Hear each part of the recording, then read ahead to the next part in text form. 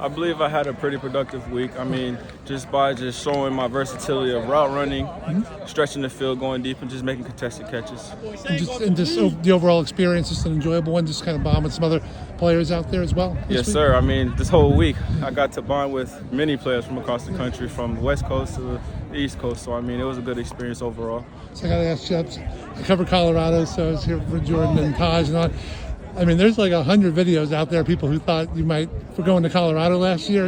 I got to know, was it something on your mind? Did you consider it at all? No, for sure. I had the option to go there, and I did want to go play with my boy Shador. You know what I mean? The connection we had was like no other.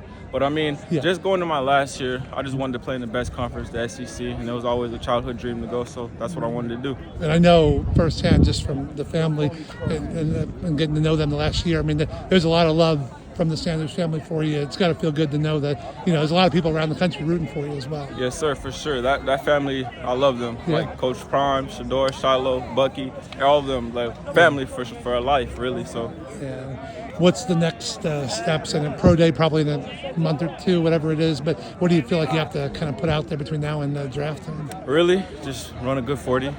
Show them that I can run this 4.4 that I'm going to run, and then just go from there. I'm a league talent, so I believe I can go, and I'm going to go.